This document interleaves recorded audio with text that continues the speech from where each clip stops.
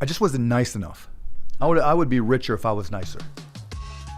It's Thursday, March 17th. This is the year 2022. This is episode 207 of the Token CEO podcast. I'm Erika Nardini and the CEO of Barstool Sports. We are doing 4 things today. So we'll talk about what's going on in my world. We are recording this in Austin, Texas. We have Mark Cuban here. We're doing Q&A. And then we have a new renamed segment called Circling Back, where Bryn and I talk about what's in the headlines.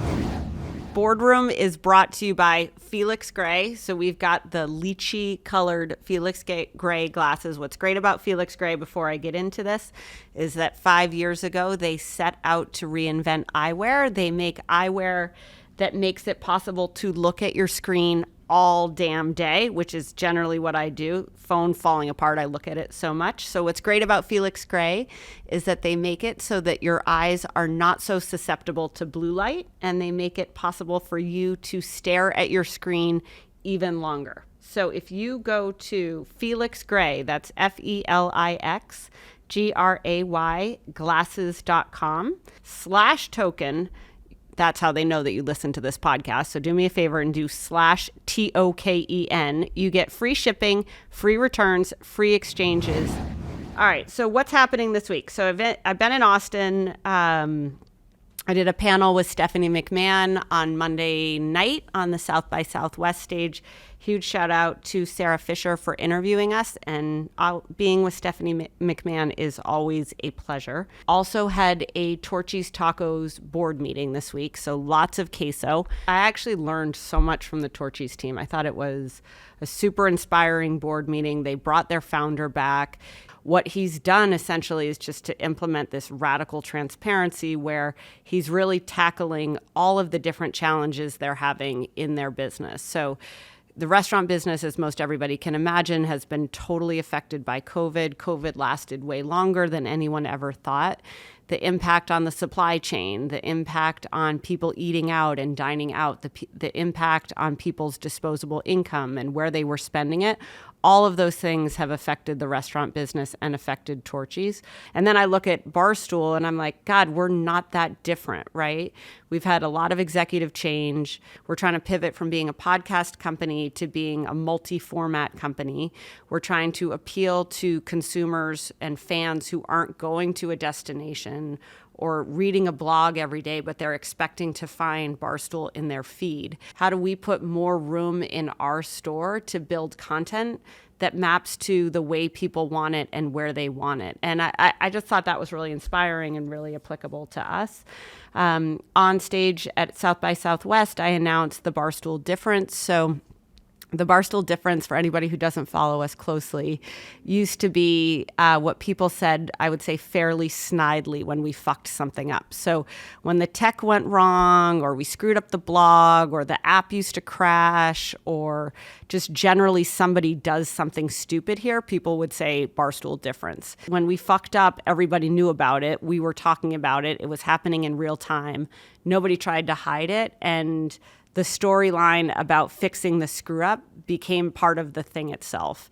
The other way that I think Barstool is just so different from anyone else out there, I sat with a bunch of advertisers at South by this week, and the thing that they all say constantly is just how much Barstool converts, like just how powerful our audience is in buying product and doing things. And I think it's because the way we talk about things just feels more relatable. It feels more real. It feels more authentic. It's ultimately more compelling. But the Barstool Difference is really about, Dave kicked off the Barstool Fund in December 2020. In about a month's time, with about 200,000 people, we raised $50 million, which is totally unheard of. The second thing is we created a system that deployed that capital to businesses affected by COVID in a way that was more streamlined and faster, and ultimately went direct to the businesses themselves in a way that nobody else was doing. What we're now going to do is to take the Barstool Fund and kind of put it to the next level, or enter it into its next phase. And that next phase is Stoolies and fans of Barstool being able to make a difference, not just with their wallets, but with their actions. So yes, we can give money. Yes, we can bring ad partners to make that money work even harder or go even further.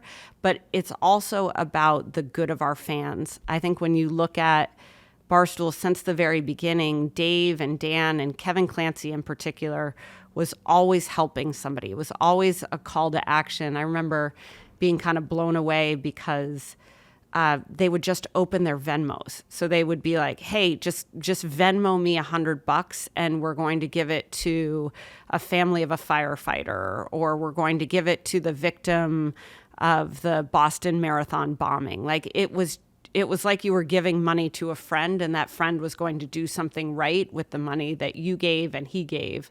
And now we're just going to make that much bigger. So we're starting it with Work Like a Girl. So we're looking for female-run, female-owned, female-managed businesses who've been affected by COVID. I want to get behind that. All the female talent at Barstool wants to get behind it. We want to get behind it as a company to be able to help women who need help with their businesses, who've been affected by COVID, who have had unexpected hardship because of the pandemic, or that haven't resolved their hardship from the pandemic. We want to help those companies. The next group we'll do is $1 million worth of game. Wallow and Gilly will start to do things in Philadelphia targeted to Philadelphia youth.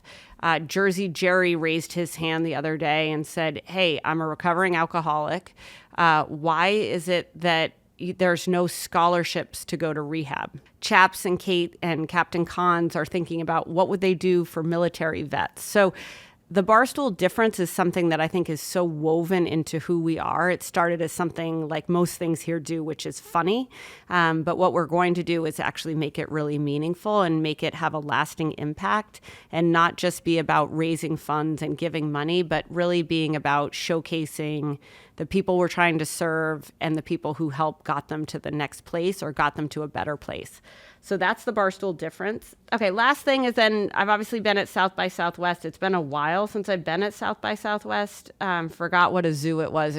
I feel like there's just so much pent up energy to go showcase your company. And there's a huge Slack display. There's all sorts of music going on. There's a bunch of films being released. I think the biggest things I'm seeing is there's so much NFT money out there. There's just so much hype around NFTs that it's creating a huge buzz. There's a lot of money being thrown around.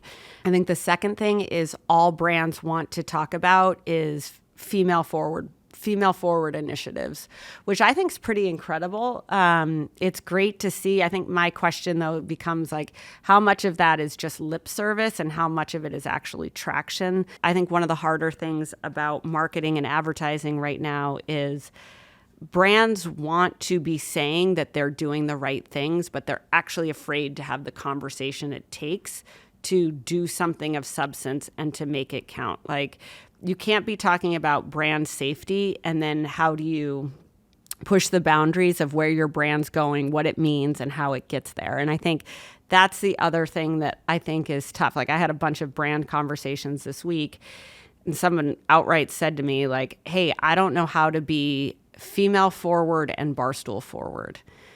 And I thought it was really interesting. And I'm like, you're saying that to a fucking female CEO. So like, that's a titch insulting and hard for me to hear. But I think it's a big question for us because I don't think that those two should be polar, and I don't think they're mutually exclusive. And it obviously shows you the type of work that we need to be doing, because I do think in many, many, many really important ways, Barstool is very female forward. I think the way we launched Alex Cooper is female forward. I think I'm female forward.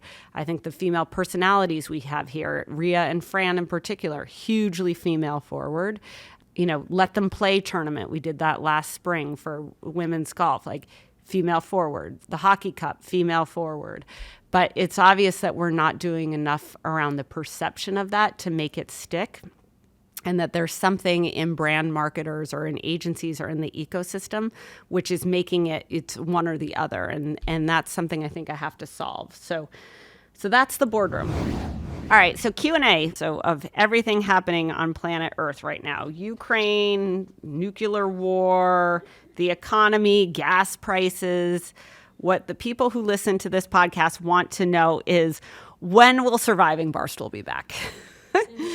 So Surviving Barstool is definitely coming back. We have a whole reality show line. So Surviving Barstool is coming back. Barstool versus America, I think, is also coming back. We may have some other shows up our sleeves. I think those are some of our best, most creative production, also some of our newest. So you will definitely see those, I want to say, this summer into this fall. Next question. What is the next big Barstool venture? I had the biggest Dave Portnoy. I had a vintage Dave Portnoy moment this weekend. So get a call from Dave. I'm walking on South Congress. Dave's like, all right, I met these guys. This is what they do. This is what they're offering. What do you think about it? How would we do it? What do you think? Blah, blah. So then there's a series, how it usually goes with me and Dave, of 4 6-minute phone conversations and a bunch of text messages. And what I'm super excited about is I actually think that some total of 10 minutes of conversation and probably 15 lines of text will put us in the crypto NFT space in a way that we've been trying to figure out but haven't gotten there. So some big news to be announced from us on that. I do think the coolest thing about Austin this week has been some of the crypto scene and just the energy and the youthfulness.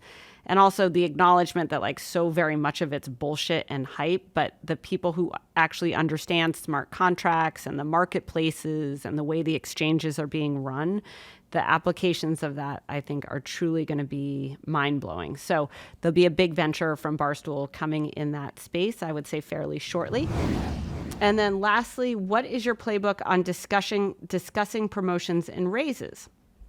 Are there things to talk about that maybe women are not doing? Has there been a time where you promoted or gave a raise to someone that you may have passed over initially, but they proved their worth? 100% all the time. So look, I think talking about getting a promotion and a raise can be uncomfortable. I think money's uncomfortable for people. So the first thing is if you can just get past your fucking discomfort and talking about money, you'll be better off talking about money. But that can be a hard thing to do. I think the reason money is uncomfortable is it has a value system attached, and there's also your ego and your sense of self-worth and self-doubt is all tied into that. So in terms of discussing money and raises, I think the first thing is if you want to get promoted and you want to make more money, you should put the context of what you're doing in the eyes of the person you're asking for a better title and a bigger pay package from. So what are you doing that drives to what that other person's objectives are or what their motivations may look like? In order to achieve that title, you're best served by showing that you're doing that level work and that you understand what your manager or the boss's expectation of what that work is. So I think that's a good thing. The second thing is I wouldn't be afraid to call the ball on how much you would like to make. You may sell yourself a little bit short. You should be smart. You should canvass the marketplace. I think you can go to all sorts of apps to look at what the average pay is for someone of your salary. We're obviously in a crazy time right now where people are getting paid a bananas amount of money for most every job. One of the things that Mark Cuban talks about is everybody's a free agent, right? And that's true. That's great for employees. If you're a free agent, you can ask for whatever you want. So I think it's smart to just call the ball in terms of, hey, I'd like to be making X. I'd really like to be paid Y, and here's why I think I'm driving the financial return or the impact or making a contribution that's worth that. That's how I would run the promotions and raises playbook. The biggest thing I would say to women is that women tend to ask for promotions and raises after they've done the work, and men tend to ask for promotions and raises on the promise of doing the work. So for women, I think it's really take accountability for the great stuff you're doing and go into that conversation with confidence.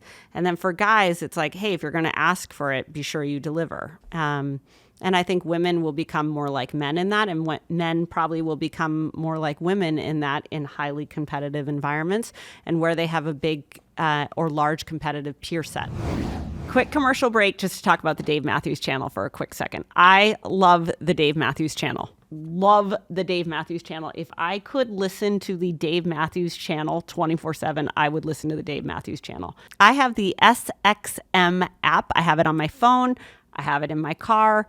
The only place you can get the Dave Matthews channel is on the Sirius XM app, which is amazing. I don't like ads in my music, so I go for an ad-free version. But if you are cheap, you could have ads in yours like Gaz. I don't know if we had a moment with Gaz like a year ago where I needed Gaz to play something. I needed Gaz to play music, and Gaz had ad-supported music. And I was like, Gaz, Jesus, I know how much money you make. You should not be doing ad-supported. But no judgment. So if you don't like Dave Matthews, which I personally have a problem with, but I can understand that it makes some people's ears bleed, there are 424 other channels. So you can get news, you can listen to hip hop, you can have the reggae channel, also like the Bob Marley reggae channel, also like Spectrum, 80s on 8, good solid, 90s on 9. So there's a whole host of channels for you, and you can listen to them anywhere. So if you subscribe now, you get your first 3 months for free. Go to SiriusXM.com/token CEO offer to sign up. Subscribe now and get your first 3 months for free of the SiriusXM app. Visit SiriusXM.com/token CEO offer to sign up. Offer details apply. All right, so next up is Mark Cuban. I loved our conversation, so smart. We talk about his cost plus drug company. We talk about NFTs. We talk about Fireside, which is his interactive media app. We talk about the mistakes he's made in his career and his advice to young people in being entrepreneurs. This is not going to be as good as Pardon My Take, though. It'll be better. Because I'm used to those guys. What do you think about those guys? I like those guys. I mean, I've known them forever now. Do you remember when they pitched you like eons ago? Yeah, of course. That was fun. That was fun. I had a good time doing it. Yeah. What was their pitch, the tagline? Think about it. That's what it was. Yeah. Think about it. Yeah. I remember when I was thinking about coming to be the CEO, they were like, "We've pitched Mark Cuban." I was like, "How'd it go?" And they're like, "It didn't go very far." Yeah, I'm more curious about why you took the job than anything else. Okay, so talk a little bit. We're at South by. Talk a little bit about what you're seeing here, what you're doing. Yeah. What's interesting to you? You know, it's just the opportunity at South by is just to connect with people you have Zoomed with, right, or emailed with, or texted with, or interacted with on social media, and get a personal connection. And you also get to hear everybody pitch all their what they think are phenomenal ideas, and see what's hot, what's not. And then there's also the intersection with movies and music. The music isn't as much this year, just because I think just people still aren't completely confident and comfortable post-COVID, or with COVID. But movie premieres, it's just a really cool mix of people, and it's fun. Yeah, I like it. It's like you've got the Austin weirdness, you've got the tech guys, you've got the corporate people. Crazy how much money is flying around. It's insane how much money is flying around. I think there was a lot of pent-up cash. Yeah, I think so. I think everyone's like, we haven't had a live event in 4 years or 2 years or whatever. Exactly. So it's like, okay, let's go get after it. But yeah, I like it because there's always somebody pitching something, and all it takes is one good idea. Yeah. I haven't found that one yet, but you're listening to a lot of pitches. I'm listening to a lot of pitches. And what are you looking for when you get pitched? Like you get pitched on television, you get everywhere. pitched in your real life. You clearly answer your DMs. Pitched in the restaurants and restrooms, bathroom, you name. I look for something that makes me think, why didn't I think of that? Or it makes me think, oh my goodness, that's a good idea. And then the follow-up questions are, is it differentiated enough? Can they protect it? What's the unique element? And then the secondary part to that, or not even secondary, the other part of it is, how good an entrepreneur is, and can I help them? And so once I get past those initial hurdles, whether it's Shark Tank or just, people emailing me, literally, I've invested well over $100 million into companies for people I've never met to this day. Interesting. Yeah. So when I read recently on the cost plus, which I'm super interested in that, but that was an email. That was all over email. So describe that a little bit. So a guy named Dr. Alex Oshmayansky, I never get it right. He's a radiologist, and he also started a pharmacy because he was concerned about the price of medications. And he knew I was accessible via email, and that this was an interest of mine. And so he emailed me with some ideas on using what was called a compounding pharmacy to try to reduce the price of things. And this was right when the Pharma Bro stuff was breaking 4+ years ago. And I was like, well, how would we do this? And if this one idiot can come in and just raise prices by 750%, that says to me there might be an opportunity to lower prices by 750%. And that's what really got the whole thing started. And so I was like, okay, I'll put up some money. Let's see where we can take this. And it was interesting because once you understand how the pharmaceutical industry works, it's not what you expect. Okay. And there's there's one certain types of company, pharmacy benefit manager, and the companies that they're now integrated with that are just trying to protect the turf. Okay. And in doing so, they left open a lot of holes because they're so big. When you run with the elephants, so there's the quick and the dead, right? Yeah, right. And so we had to be quick, but we had to go through this process of starting costplusdrugs.com and asking ourselves, will the manufacturers do business with us? And it literally took us 3+ years to get them to say yes. Because they were afraid of the big guys, or Partially. because they didn't trust what you had? All the above. All of the above. Right. Okay. And that's why I put my name on it, because you're like, I can help. Yeah, I can help. And plus I wanted people to know that I was serious about it. Yeah. And I also because I know that the big companies are going to attack us at some level. And so I don't want them to just dismiss us as CPD or cost plus drugs, right? Some by putting my name is on it. This. Yeah. Yep. And my name and my money. And so I've made the investment, but it took 3+ years just to get to the point where on January 19th we could announce and roll out costplusdrugs.com, and it's just exploded since. It's just been insane. Because the reality, with any company, you have to ask yourself, what's your goal? Yep. What's your mission? And we have a very simple mission: to be the low-cost provider of drugs. Period. End of story.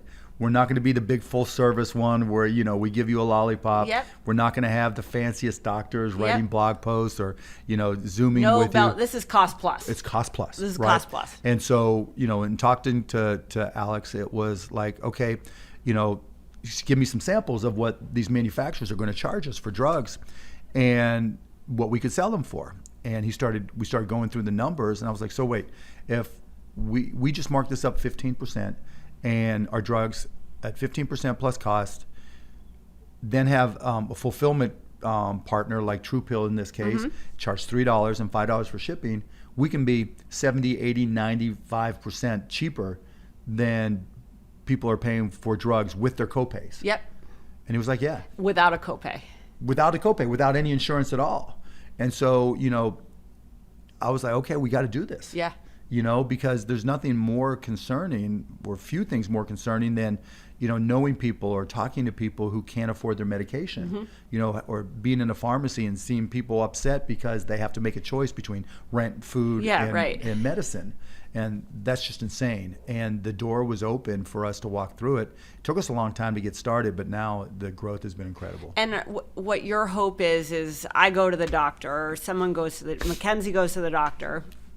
Hopefully you don't have to go to the doctor. It's just a checkup. Yeah, exactly. Just as a checkup needs something, she can go to costplusdrugs.com instead of going to CVS, instead of being like, call in Dwayne Reed, blah, blah. She can go right there, you ship it to her. And you know what the price is going to be. And you know why the price is the price, because we show you our costs. You're putting transparency. Yeah, it's completely transparent. And we launched, and we're already, we're not even, it'll be 2 months here next week. And we're already blown past our 2-year projection. Yeah, that's insane. Awesome. Congratulations. Yeah, and thank you. And the cool part about it is, it's word of mouth. We're not going to ever have to spend a penny on advertising because it's all word of mouth. Because the one thing people want to talk about is tell their friends and family, I just saved X amount of dollars on my medicine. I'm so smart. Yeah, and if you're sick, there's leukemia drugs that we sell that, depending on where you buy it, can be 95% cheaper. Like, their price might be as high as $10,000 via insurance companies, and our price is like $50. Wow. $47. But if you're, if you have leukemia and you were paying anywhere from $500 to $9,000, you're telling everybody else with leukemia, because you're going through chemo with them. Sure. You're in support You're groups in a on community. Facebook. Yeah, you're in a community. That's community. exactly right. And so the community talks to each other. And the more they talk, the more, they're like, why are you doing this? Yeah. And so, and our pricing, as it turns out, is so low relative to what the insurance companies are doing that those prices are cheaper than the copays. So you don't even need it, like it questions insurance. Right. Now, some people can make the argument that you don't get to reduce your deductible, Sure. which could have an impact later on depending on what happens. But at the same time, $2 versus $500. Yeah, even if it's $2 who versus cares? $7. Yeah, that's right. Because if you're buying it every week or whatever the case may be, and so it's still going to save you money because it's lower than the copay. Yep. You know, it's so interesting because what's also so sick about it is that you're preying on people when they're sick. You know what I mean? Like that's what's so sad. sick Yeah, about that's which what's is really, really sad. It's not Mackenzie or allergy medicine. You're talking about like your mom has cancer. Yeah. And your family's breaking and even their Mackenzie back. with her allergy medicine, right? Because Mackenzie wants to go out and have a good time and be Mackenzie. Yeah, Mackenzie's like, do I have my Saturday night or am I buying my allergy medicine? Right, you know? because everybody knows Mackenzie's crazy. Right? Everybody knows right? She's going to go out and tear it up. And, that's the difference between having to buy, generic beer or getting a really good mojito. That's right. What's your drink of choice in a bar, speaking of? I'm a Bud Light guy. Oh, you're a Bud Light guy. Bud Okay. Light guy. Sometimes Miller Lite, and then if I'm drinking alcohol, which is rare, I'll do Tito's and soda. Oh, okay. I like a Tito's and soda. Mackenzie, I learned last night, is a Moscow Mule girl. Yes. I almost said Moscow Mule. Really? Yes, Yeah. It is my favorite. She really loves it. She really loves it. See? It's go-to for sure. Yeah. And if I save you money on your allergy medication. Yeah, now she can buy More Moscow three. Yeah, Mules, right? exactly.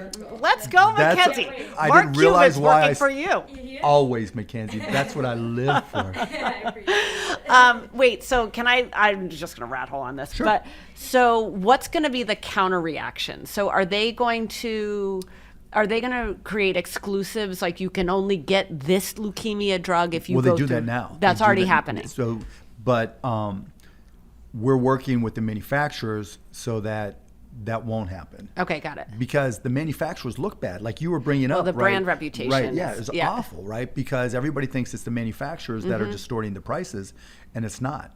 And so we're the ones saying, just like I'm saying now, Yeah. right? We'll make you look good. Yeah, that's right. That's right. So instead of the perception of branded drugs or even generic drugs always going up in price, at Cost Plus, if our cost goes down, your price cost goes down. Right. And so we've already lowered pricing on 4 drugs each of the last 2 weeks, and we'll continue to do that.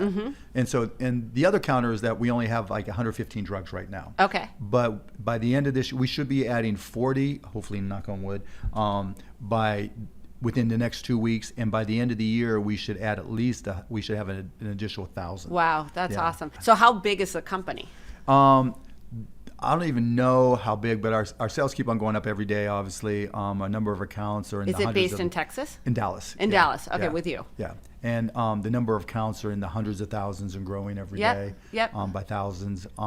It's just been insane. Our biggest challenge is going to be keeping up with it. Yeah, I bet. That's awesome.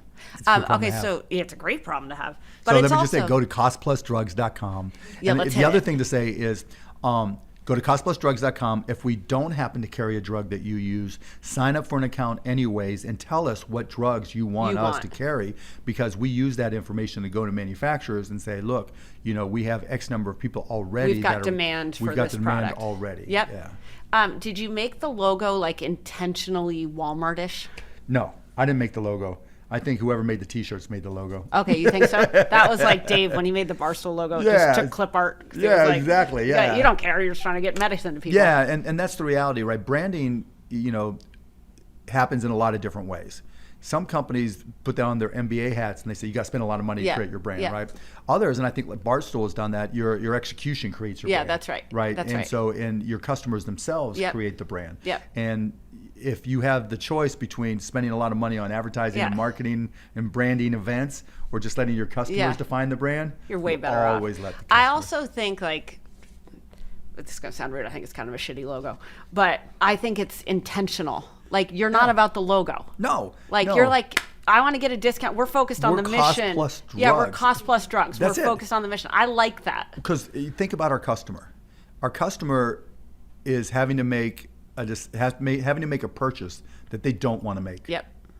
No one wants to buy medications, Yeah, that's right. That's right. You're getting it because you have your allergies, you Yeah. have leukemia, or something god awful, right? and you're having to spend some percentage of your income that you don't want to spend. And that you perhaps did not plan for. Of course, nobody plans for that shit, that's right? You know, and so you get the idea that you're going to save more money opens up the rest of your life. Yeah, completely. You know, and so it's the value you get and what you can spend those extra dollars on. That's right. That defines our or brand. the years of your life. Yeah. That's you are. I think if you had a big frilly brand with a lot of advertising, people wouldn't trust you. I agree. And that, again, that's why I put my name like on that. it, Yeah. right? Because, and we try to be responsive to everybody on social media. So you'll see me do my Twitter search for Cost Plus Drugs or LinkedIn or Facebook or whatever, and I'll respond directly, you know, or I'll retweet it, because being organic, being honest, and just executing and getting results for your customer, that's the best way to define any company. And, you know, to have a company where you'll never have to spend a nickel on advertising. Yeah, it's incredible. It's a great business. That's the best business. way ever, yeah. I hope your offices are like kind of drab and they're like dumps. plain and like shitty cubes. All my companies have always. I love that. All my companies I love have always a dumpy had dumpy office. offices. It's yeah. great. I Yeah. think when you don't have a dumpy, if you walk into a place with a nice office, like this is what drives me nuts. Like there's all these companies in sports trying to appeal to women, right? And like the problem with women and sports in general is that you don't have enough audience to make enough money, and it doesn't work. But the like branding is insane, and I'm like, why the fuck are you spending so much time on the branding? Like, get a consumer. Amen. Like there's a company I invested outside of Shark Tank, actually just a random email, and it's a woman that created a company called Mula Kicks. Okay. And so I have a 15-year-old daughter who plays basketball on her freshman team, and my wife was complaining that you couldn't just buy basketball shoes for girls, right? They don't exist, actually. They do now. Okay. They do now, With Mula right? Kicks. Yeah, Mula Kicks, right? MOOLAH Okay. Kicks, and you can get them at Dick's Sporting Goods. But she just sent me an email, and it was just like the timing was perfect. Yep. Because there's a need that my daughter has. We need a pair of sneakers today. Right, Yep. and she was having to buy men's sizes Yep. and men's basketball shoes, and I was like, "Let's go." Yeah. You know, It's great. And, Try it. And so far so good. You know, she's doing a great job. But to your point, you know, it's hard to create that connection because while there are women's sports, there's just not the scale there. Yeah, no. To get it, to get where you need to Yep. go, and you know, who knows how you solve the problem, but over time, you know, all demographics change. I think the hard thing about women's sports in general is that, like, I'll give you an example. There was an article last week about a sports bar in Oregon it's called the Sports Bra. Okay, it's called the Sports Bra, and they only run women's sports. I'm like, that bar is a disaster. Nobody's fucking going to that bar. They're not, because you know who's paying to watch sports is men. So it's like, let's make women's athletics appealing to men, and then you get enough scale that you can build a business. Yeah, and trying to find that, right? Because that's one of those situations where finding equilibrium is almost impossible. Yeah, that's right. And the ones that can solve it are the winners. Yeah. And the ones that just either play to stereotypes or just ignore the facts lose. Yeah, that's right. Because it's hard, and you know, it's like anything where you're trying to serve multiple different customer types. You can't win all those battles. You also seem like, I don't know if the Mavericks are practical, but you seem very practical. So that's my other thing, is like, if you can't entrepreneur esoteric vision, right? You can be an entrepreneur to solve a problem. Like, how do you think about that in your I try to look, what am I trying to do? Yeah. What's the goal? Right? Sometimes the goal is just to fuck things up. Yeah. You know, like the pharmacy companies. That the goal was to solve the problem for low cost and enjoy the moment of destroying people who've created this problem. Correct. Right? Yeah. Other companies I've started have been to solve a specific problem. Like, you know, in the mid-90s, when nobody knew what streaming was, we started the first streaming company, and it was simply because my college buddy from Indiana, Todd Wagner, had come to me and said, you know, there's got to be a way we can use this new internet thing to listen to Indiana basketball. You know, in the early 2000s, when these new high-definition TVs were coming out, and they cost $25,000, and everybody said no one's ever going to buy one of those. I was like, that shit's cool, right? It's just a matter of time. I'll buy one of those. Yeah, and so I started the first all high-definition TV network, and you know, so Steve Jobs had this line that always resonated with me. He said, everything's a remix. You know, when they started Apple, the stuff that they did with the Mac wasn't all that original, right? There are this company called Xerox, and they had this place called Xerox PARC where they invented the mouse and they invented the graphical interface, but they just did it a little bit better. They wrapped it They better. wrapped it better, Yeah. exactly right. And so, a lot of times, if you can see where the need is and you're willing to put in the work to understand the technology, in my case, or the products or the brands, whatever, or the industry, then you can get an edge and create something. Right. Because sometimes it's just repackaging, and when you do that, you can go in a whole different direction than the incumbents. Excuse me. And I also always look for, industries and companies that have always done it the same way. Yeah. Yep. Because that's a reflection on Barstool too, right? Totally. Because We're very you guys, disruptive. Right. Yeah. Because you guys came in where sports was just sports. Yeah. And ESPN was just ESPN. Yeah, you put 3 guys behind a desk and a hot blonde and get Boom. some rights, and you got a sports business. Exactly. Yeah. Right. And so where things have been stagnant, that's where I always want to be. Yeah, that's cool. Talk about Fireside. So Fireside, I love Fireside. Fallon Fatimi, an amazing entrepreneur. The idea, look, so think about what we're doing right now with the podcast, right?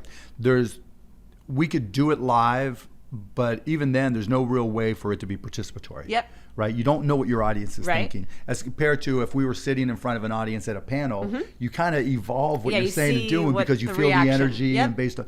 So that was the problem we saw with Fireside. Yep. To be able to take podcast and traditional streamed entertainment and make it participatory. Sure, interactive. Right. So that, and one of the little nuanced things that I came up with was, while you're listening via the app or watching via the app, we have this patented thing that we did where we have just little buttons where you can just hit one and that's the applause button. Okay, got it. Right. Yep. And Yep. you can count and hear the number of people. You hear it, and you can also do boos if you want to. So it's programmed into the production. Right. So Yep.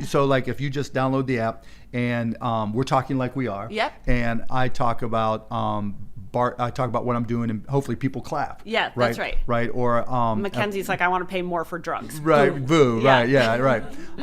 Or if you're a comedian, or you've got we're seeing people create new types of shows where they'll have some sort of start. It's almost like being a comedian and Sure, just you're like ad-libbing. testing the joke. Yeah, or you go with the flow, or like any panel you've ever done. Sure. Right, where Yeah.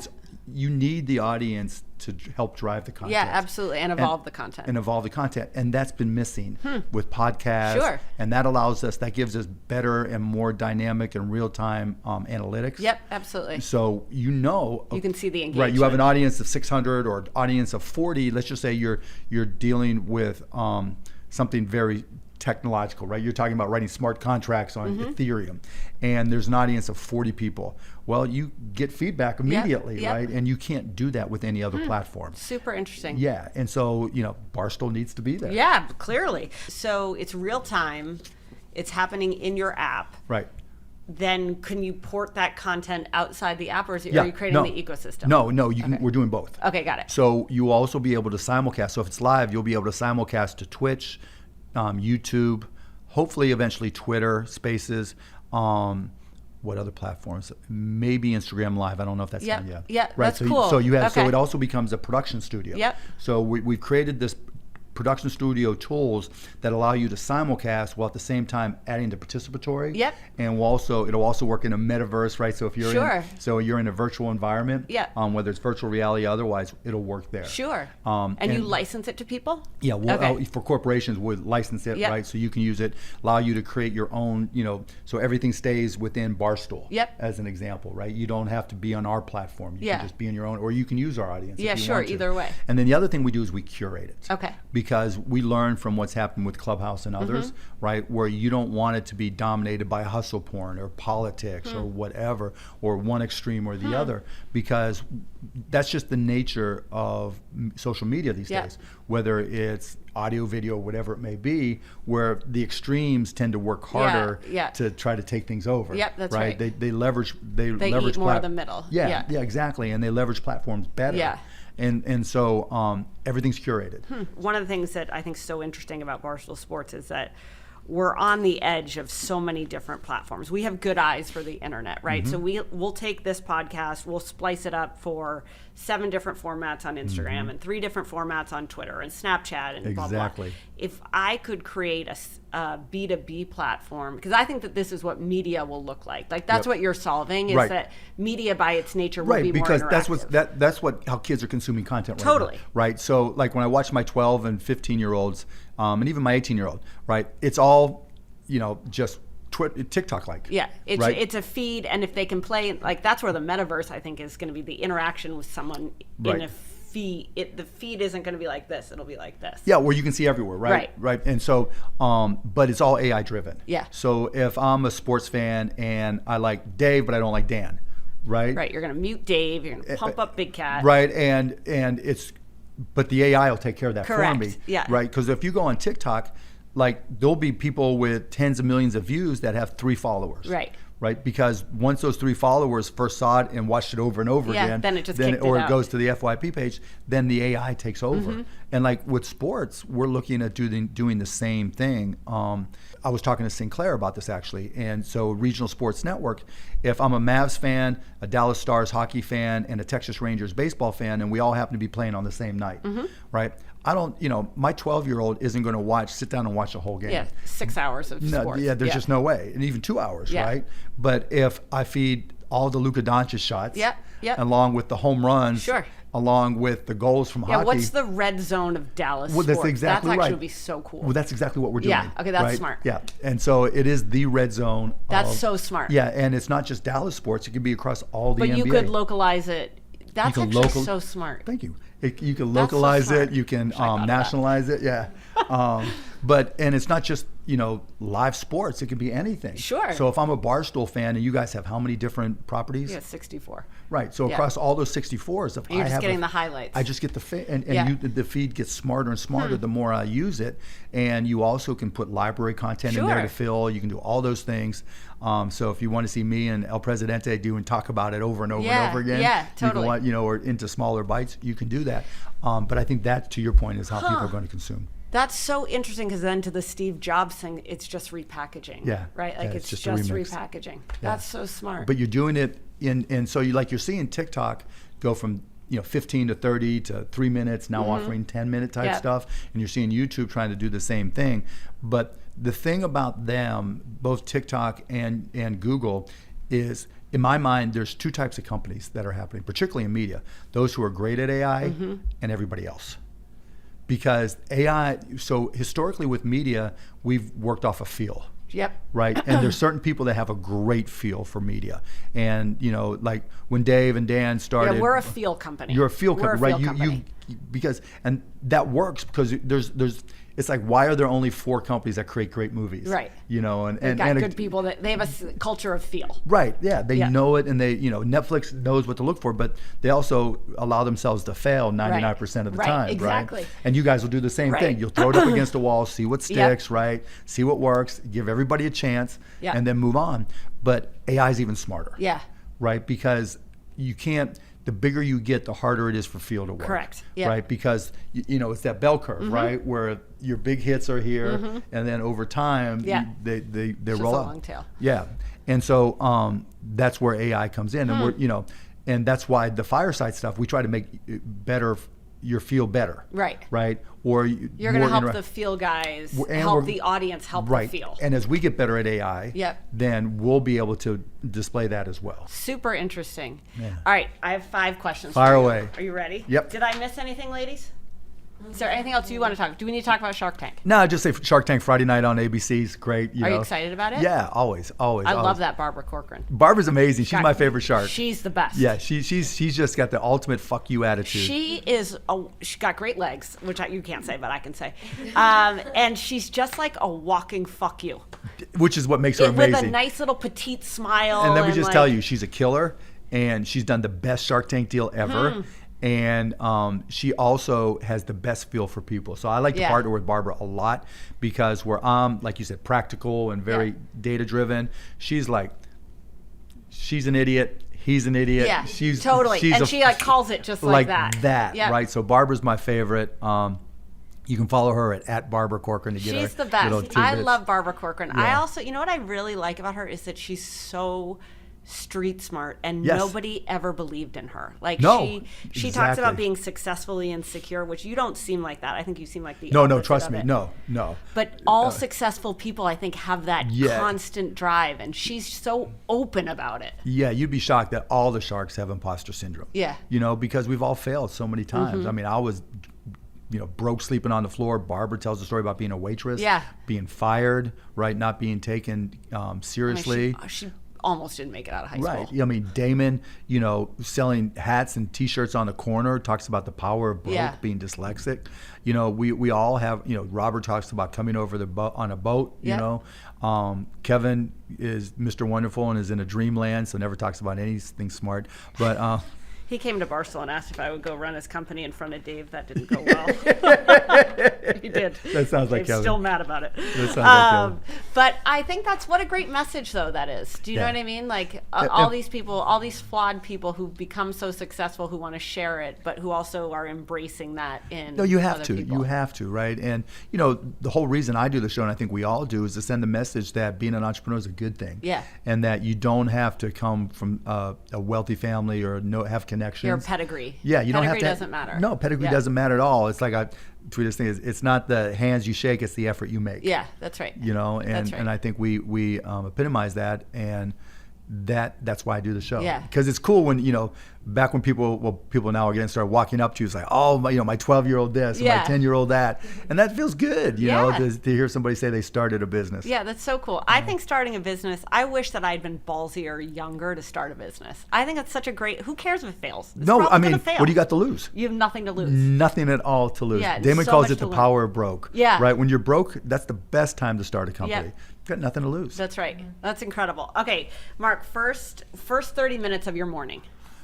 Email. Okay, straight to email. Laying in bed, checking my email. Okay, got it. Yeah. Phone's like right by the bedside. Yeah, but I don't Okay. check my phone at night, right? But you I'm one of wake those- up and you're like, Yeah, I'm one of those people who falls asleep listening to something. Okay. Right, so my phone's right there, and I have my headphones in, so I don't wake up my wife, and then I get up in the morning, check for any emergency. So Yeah. I won't get up in the middle of the night check my before email. coffee or anything? Your coffee guy? Before anything, yeah. Before anything, Before email. anything, yeah. Email before anything. I love that. What's something you do every day without fail? Workout. Okay. I mean, I'll take a day off every now and then. I'll try to do cardio every day. It depends if I'm playing basketball. Because during the pandemic, it's one Yeah. thing, right? Right. You're doing by things yourself, inside. doing or, whatever. Yeah. Yeah. But now I started going out and play pickup again, so it depends how Do you sore have like I a am. men's league? What's that? Do you have like a men's league? No, because I might travel too much. Okay. But there's a gym that I play at where there's games almost every day. Okay. Yeah, so I'll go there and. Do you talk a lot of shit? Oh, big time. I bet. Big I bet time. you just run your And mouth the like, entire time. My shit talking is now outdated because Oh, because that would've been a back in good the day. game. Well, no, because back in the day it would always be like, don't you get cable because all the NBA games were on cable. Now that's like. Like, yeah, I can't say that anymore. It's like, don't you stream the game? That doesn't sound good. Okay, I love that. Big business mistake that you made. Oh, so many. I just wasn't nice enough. I would be richer if I was nicer.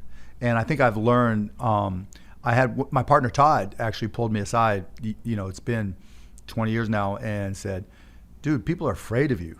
They like you and they'll work hard for you, but you get on such a mission to go, and you don't suffer fools. If I didn't think they were using common sense, I would get mad. Yeah. And then he was just like, just be nice and you can get the same result and you'll have people like working for you better. And now at some points I was too nice and that worked against me. But I think being nice makes you money. Yeah, for sure. That's smart. Yeah. It's interesting because I think when you're a manager, you're driving so hard for something. You can take the relentlessness of that and kind of put it on people. Yeah, and and it's plus easy to get into that habit. 100%. And now things have changed because, even going back 10 years, I think people took jobs looking for careers. Yep. No one looks for a No, career there's no anymore. such thing anymore. Everybody's a free agent, right, guys? Not these two. Indentured servitude. I'm paying the medical bills. Yeah, right. Now that Cost Plus is rolling. Right. But seriously, everybody's a free agent. Yep. And you've got to treat them as a free agent. And that changes how you interact with employees. That changes what their expectations are, Yeah. what they're willing to do. And if you're not nice along the way, they're going to say, fuck it, I'm out. Yeah, niceness counts. Nicest matters. Yeah. You'll stay and play for someone who you think is nice and is invested in you. Right, because it's not worth the risk. Because every employee is evaluating you as much as you're evaluating them, and that's a big change. You know, and how much you pay them and this and that matters, but you know, not as much as, okay, do I like going to work? Yeah. Am I excited to go to work? Yeah, do I respect this and like this person? Exactly. Do I feel good from being with this person? That's great. What gives you hope right now? Everything. You know, my kids, you know, Gen Z gives me a lot of hope.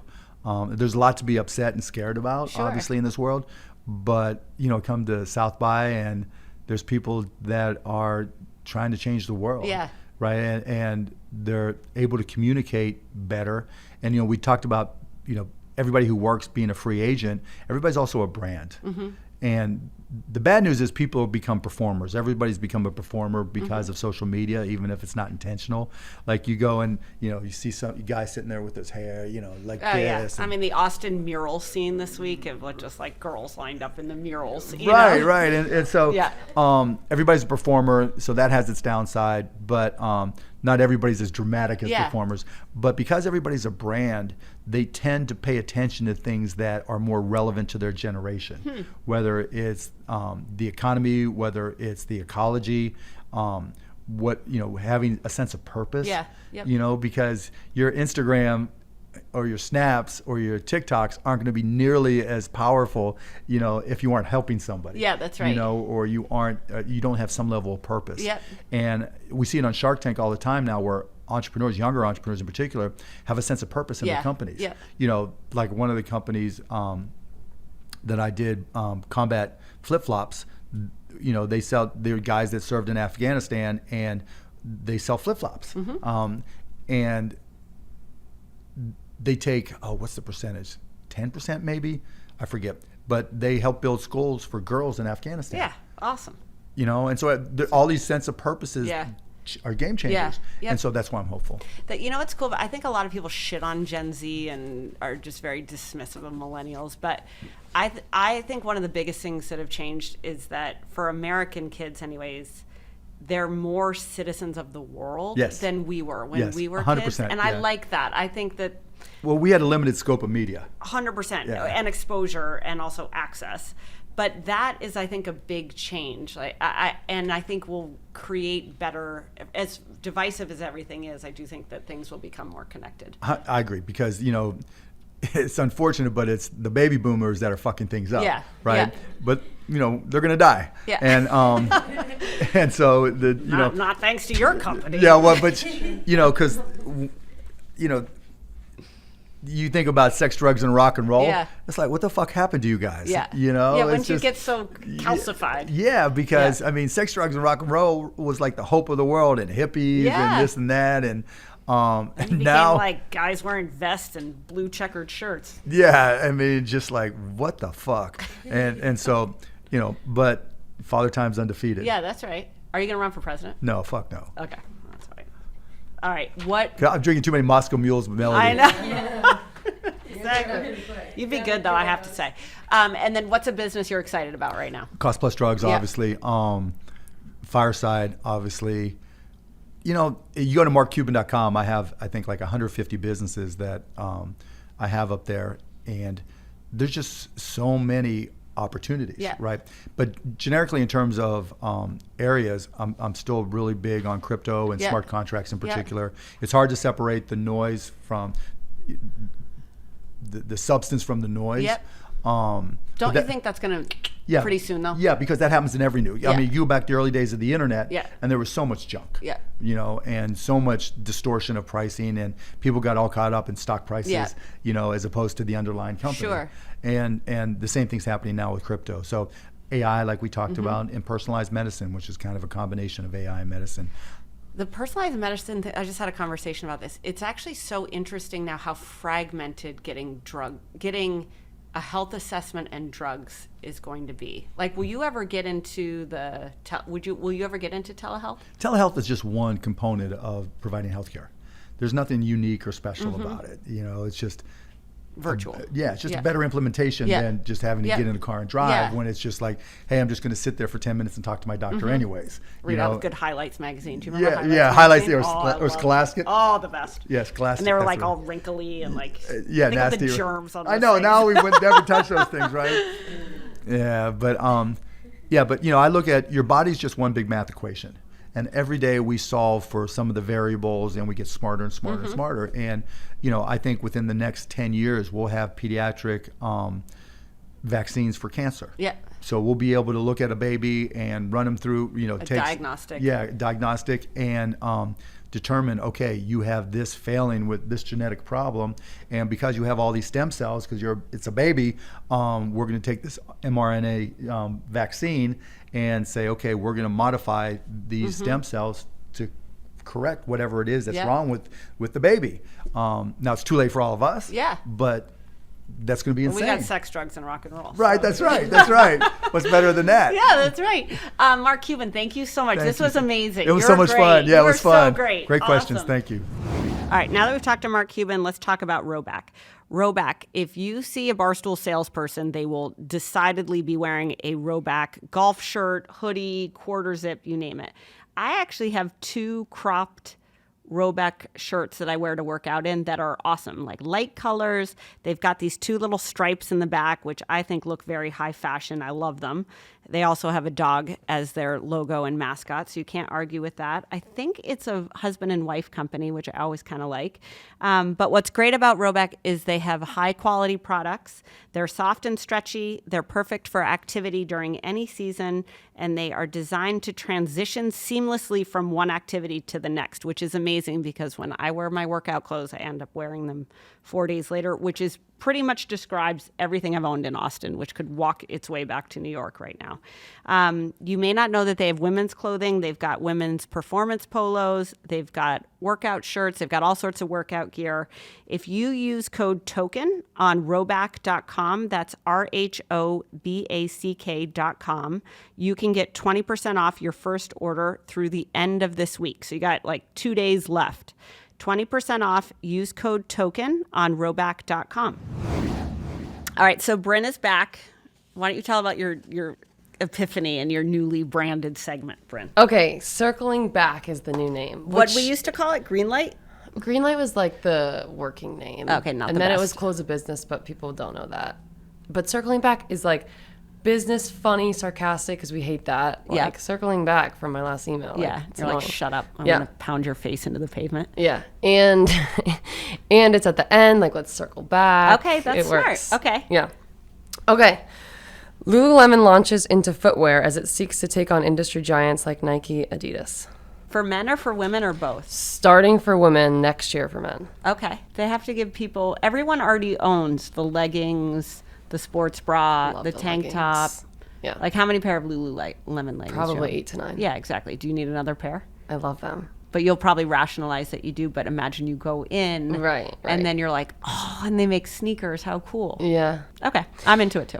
I also like that they launched the women's before the men's. All right. ESPN launching WNBA fantasy. So that's cool. Yeah. I don't know how many people will do it. Yeah. But that's great. They'll build a database of fans of the WNBA. And maybe gambling will get people to be more interested in women's sports. You know? Right. Right. And it's the first full season, full-fledged thing they're doing. Okay, for so it. that's great. Yeah. 2022. We have a women's fantasy sport product. Let's Let's go. Do you know what LimeWire was? Yes. Okay. Formal file sharing site LimeWire to relaunch its NFT marketplace more than a decade since shutting down. Do you explain what LimeWire is? LimeWire was like downloading like Lil Wayne in 2003 to put on like your like janky MP3 player. Remember how like you would get so many computer viruses? Yes. You would like Yes. download that shit and then your computer would be like blowing up on the back And end. the songs were just like so weird. That's amazing. That's smart for them. Yeah. Do you think somebody else bought the brand and that's what they're launching it under? Or do you Yeah, think it's I the think same? so. I think that's what happened. Yeah. Too. That's smart. Yeah. The nostalgia thing is big, I think. That's what they said. It's Yeah. like all because everyone did LimeWire. Yeah. Okay, last one. Kohl's says it's no longer a department store. So they're trying to pivot to not be viewed as like a Sears or a JCPenney. Well, what are they then? They're trying to compete with like Amazon. No. I don't think people want to go to malls anymore. And then what was happening is you'd have all the moms, like the anchor store in a mall, right? Sears, Kohl's, Macy's, maybe a higher end mall would have like a Neiman Marcus. Whatever. It doesn't work anymore because you're not buying staples. Right. And you're not buying clothes for your kids there. Okay, that's it for today's episode. If you haven't already, watch this on YouTube. Bryn likes it watched on YouTube. Subscribe. DM us questions everywhere. You can watch this on YouTube, make Bryn happy, try not to get the show canceled, or you can listen to it on Apple or Spotify or wherever you consume podcasts. You can shop our merch. We have new merch coming. Mm-hmm. We have cute merch coming at store.barstoolsports.com. Our job board is live. So if you go to worklikeagirl.com, you can find all of the jobs we're featuring and focused on there. You can also join our Token CEO Facebook group. So Rachel runs that. She does a great job. It's where we talk about jobs, internships, and maneuvering situations at work. I'm at Erika on Instagram, at Erika_ on Twitter, and you can find Token CEO everywhere. You can also catch us on LinkedIn, and we'll see you back here next week.